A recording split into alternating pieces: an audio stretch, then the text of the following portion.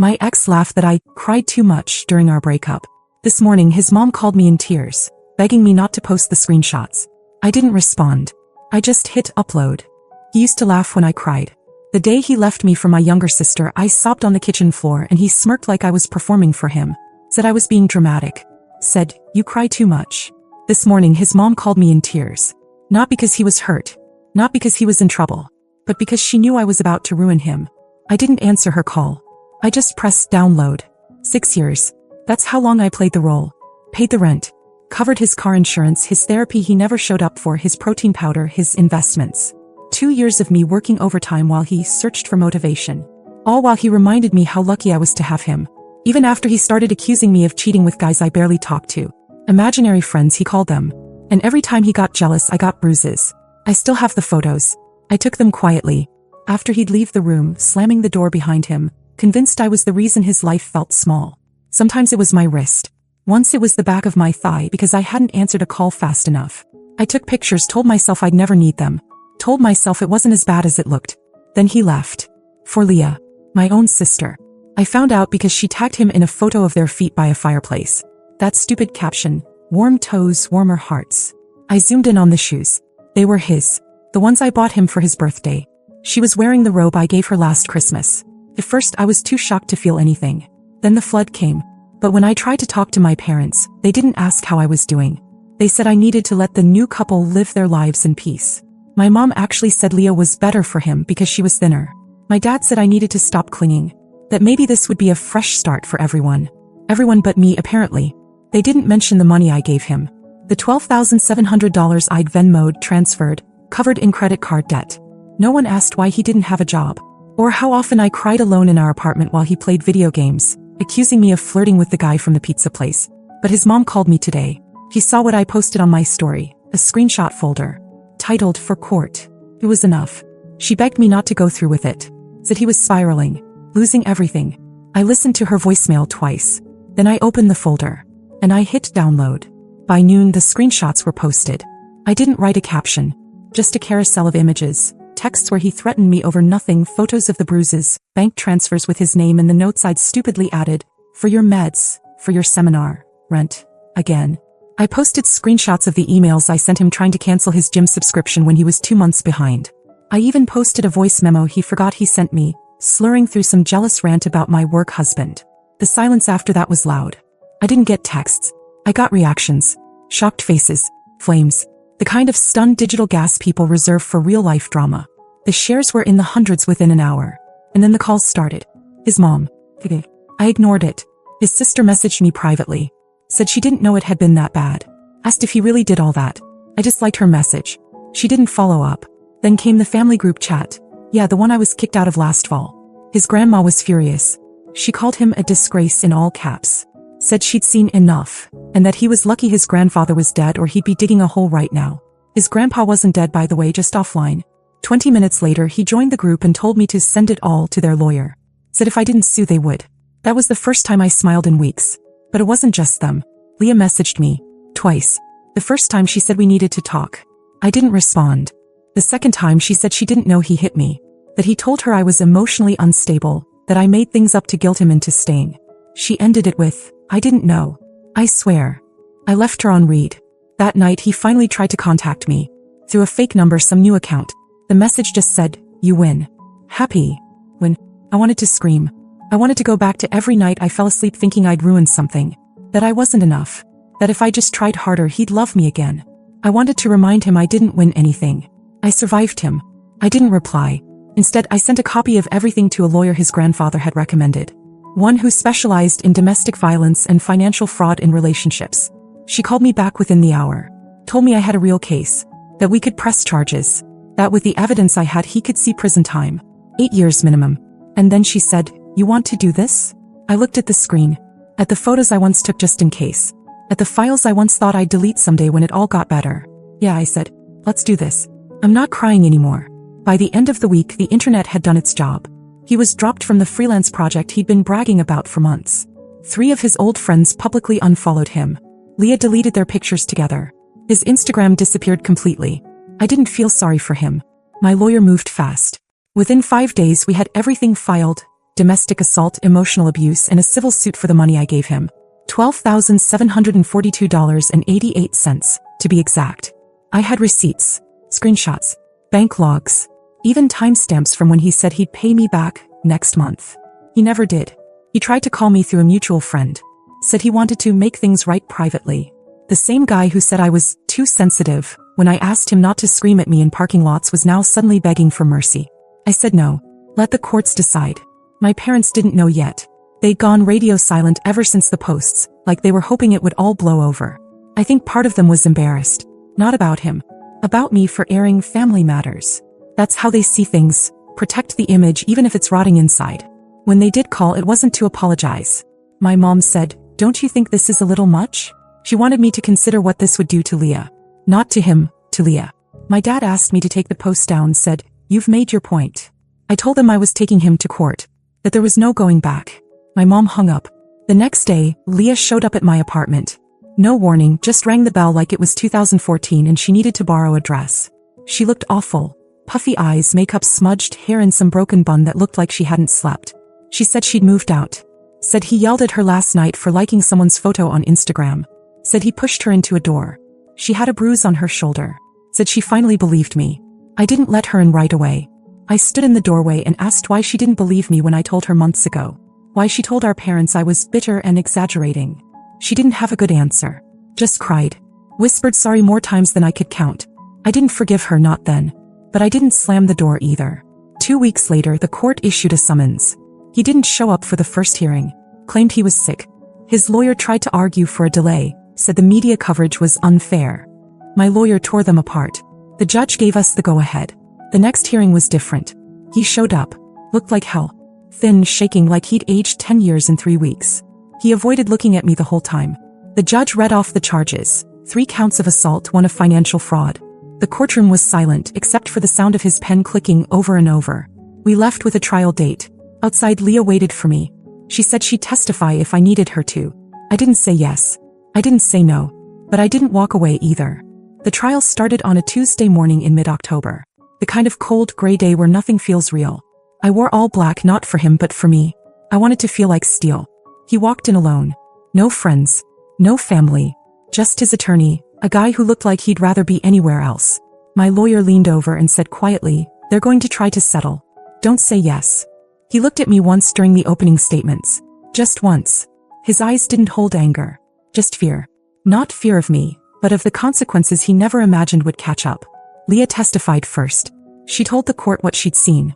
How he'd yelled at me, how he'd once told her to block me on all platforms because I was toxic. She admitted he'd gotten physical with her too. The bruise on her shoulder hadn't faded completely yet. The room got quiet when she said, "I didn't believe my sister until I became her." She cried. I didn't. I just watched. Then came the evidence. Photos of the bruises. Screenshots of him telling me I was lucky he hadn't done worse. Bank statements showing thousands transferred to him over the course of 2 years. Every, "I'll pay you back" message was timestamped and matched to payments I'd made. Then they played the voice memo. The one he sent at 2 a.m. on a random Thursday where he ranted for 3 full minutes about me smiling at someone in line at the grocery store. You could hear the shake in his voice, the edge, the unraveling. That was the moment the jury looked at me differently. Not like a woman scorned, but like a woman hunted. His lawyer made a weak attempt to paint it all as miscommunication, that we had a volatile but consensual relationship, that I gave him the money willingly, that Leah was emotionally unstable. It didn't land.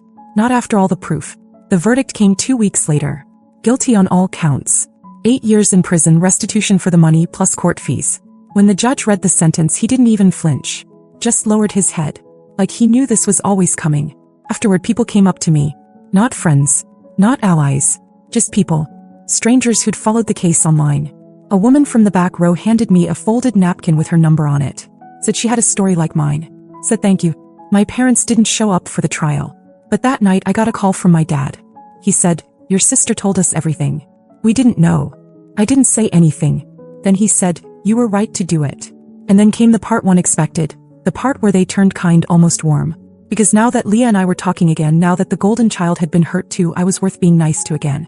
Funny how fast love can be repackaged when guilt comes home. I didn't forgive them. Not right away. But I didn't hang up either. 3 days after the sentencing, I got a letter. Handwritten, no return address. Just my name, carefully printed in uneven block letters. I opened it thinking it would be from him. Some pathetic apology or twisted version of closure. But it wasn't. It was from his ex. The one before me. I didn't even know her name until then. Her letter was 5 pages long. She'd seen the trial online. She said everything that happened to me he did to her too. Same paranoia. Same bruises. Same financial drain. She even mentioned the same accusations, imaginary friends, jealousy over strangers, gaslighting until she started to believe maybe she was the problem. But she never pressed charges. She ran. The last line hit me the hardest. I thought if I stayed longer maybe he'd change. But watching you hold him accountable gave me something I never had. Peace. I kept that letter. Not to feel proud. Just to remember that this wasn't just about me. A week later something else happened. Something I never saw coming. Leah got pregnant. She didn't tell me right away. I found out through our mom, who suddenly decided we were all family again. She brought it up like it was good news, like we should be throwing a party. But Leah wasn't celebrating. She looked wrecked when I saw her. She sat on my couch and held her stomach like it was foreign. Said she didn't know if it was his or someone else's. Said he'd been cheating on her with another girl, some waitress from a bar near his gym. She asked me what she should do. Not mom. Not dad. Me. I didn't give her advice. I just told her I'd stand by her whatever she chose. 2 days later she miscarried. That broke her in a way even he hadn't. For weeks she stayed with me. Didn't want to go home. She barely spoke, just walked around my apartment like she was afraid to touch anything. Then one night she sat next to me on the floor and said, "I ruined your life and now I don't even have one." I told her the truth. "You didn't ruin it. You were just part of the fire." He was the one who lit the match. We sat like that for a long time. By December my case had gone viral. Not in a huge headline kind of way, but enough to attract attention. A producer from a documentary series about financial abuse reached out. Asked if I'd tell my story. I almost said no. Then I remembered that letter. The way it could have gone worse. The women who never get their stories heard. So I said yes. The day before filming I went back to the apartment I used to share with him. The lease was still in my name until the trial ended. The landlord gave me the keys one last time to clear out anything left. In the back of the closet I found a notebook. His, tucked under old shoes. It was filled with weird lists. People he hated, people he wouldn't forgive, ideas for podcasts, fitness goals. And then I found a list titled, "People Who Owe Me." My name was first. He'd written next to it, "Took everything. Will pay eventually." I stood there for a long time staring at it. Then I tore the page out, folded it, and walked out of that place forever. Some debts never get paid. And some pay more than they ever expected. The documentary dropped on a Thursday night. I didn't watch it. I couldn't. I spent that evening organizing my kitchen cabinets and playing music too loud just to drown out the anxiety. I didn't even tell most of my friends it was airing. I wasn't trying to be a public figure. I just wanted the truth to be out there one time, in my words. By the time I woke up Friday morning, my phone was vibrating nonstop. Notifications stacked on top of each other like a glitch. Instagram DMs, missed calls, Twitter mentions, tagged posts, even emails. One of my old coworkers messaged me just the words, "You did it." I opened Instagram. My followers had doubled overnight. The clip they'd used for the trailer, just 10 seconds of me saying, "He never hit me in the face, only places I could hide," had gone viral. 10 million views in one night. I couldn't wrap my head around it. People were sharing their own stories under the hashtag that came from the documentary's title. Hashtag she didn't delete it. It felt surreal. Thousands of strangers thanking me, confiding in me, sending pictures of journals, screenshots, court dates they'd scheduled because they watched my story. My inbox turned into a mosaic of pain, rage, and healing. Leah watched it alone. She told me later she sobbed through most of it. She said she felt like she was watching a movie she'd lived in without knowing the plot. She kept asking why I never told her the worst parts. Why I didn't scream it in her face the day she took him. I told her something that surprised even me, because I was still ashamed. She didn't try to fix it. She just nodded. My parents started acting like they were part of it. My dad shared the documentary link on Facebook with some generic caption about strength and truth. My mom posted a photo of me as a kid and said how proud she was. Suddenly, the same people who told me to stay quiet were pretending they'd always believed in me. I didn't call them out. I didn't comment. I let it be what it was, a costume they wore now that silence wasn't trendy anymore. A month later, I got a letter from the court. The civil suit had been processed. He was ordered to pay me $12,742.88 in restitution, plus legal fees and damages. He'd serve 8 years minimum and they'd start collecting the money as soon as he was out. It won't come quickly, maybe not all of it, but I'll get it eventually. Every paycheck he earns for the rest of his life will have a portion carved out for me. Not because I need the money, because I earned it, because it was mine, because I was never the one who owed. And then something unexpected happened. The waitress. She messaged me. The one he was cheating on Leah with, the one from the gym bar. She was 19. Said she'd only been with him for a month when he got arrested. He told her I was a bitter ex trying to ruin his life. When the trial ended and the truth came out, she broke down. She said she couldn't believe how close she came to being the next one. I told her she was lucky, and I meant it. She started volunteering with Leah at her nonprofit. That's how I found out Leah had started a support group. Every Wednesday night, survivors met in a little church basement and talked. I went once. Just sat in the back. Didn't speak. One woman there said something I'll never forget. He didn't ruin me. He delayed me. That stuck with me. My old apartment is gone now. Someone else lives there. I drove by once just to make sure. New curtains, new plants on the balcony, someone else's life entirely. I hope they never know what happened in those walls. And as for me, I'm okay. Not healed. Not perfect. But real. I laugh again. I sleep through the night. I go out without checking over my shoulder. I date cautiously, but I don't flinch when someone raises their voice. That part of me is still tender, but it's not broken. He once said I'd never leave. But I did. And he once said no one would believe me. But they did. In the end, he thought he had control. He thought I'd erase the evidence, delete the photos, forgive him quietly. He was wrong. I pressed download. And I never looked back. It's been about 6 months since the sentencing, and somehow my life feels like it's mine again. A few weeks ago, I got offered a position at the nonprofit Leah works for. They wanted someone to manage survivor outreach and organize workshops. I wasn't sure at first. It felt too close to home, but I said yes. The weird thing is, I actually like it. It's not about reliving my story every day. It's about using it to make sure someone else doesn't end up writing theirs the same way. Leah's different now. Still her, but softer. She's in therapy, and sometimes when she talks, it feels like she's just waking up from a long, strange dream. We've had some brutal conversations about what happened, what we both ignored. But there's honesty now. Real, ugly honesty. And somehow that's brought us closer than we've ever been. When this part is wild. I ran into his mom. In a grocery store of all places. She looked like she saw a ghost. At first I thought she'd walk away, pretend not to notice me. But she didn't. She walked up and said, "You did what none of us could. You stopped him." I didn't say anything. She just nodded and walked away. Some days I still feel the weight of everything. The trial. The internet. The people who reached out and the ones who didn't. But there are mornings now where I wake up and the first thing I feel isn't fear or sadness. It's peace. I never thought I'd say this, but I'm kind of excited about what's next. New apartment. New work. New life. No ghosts.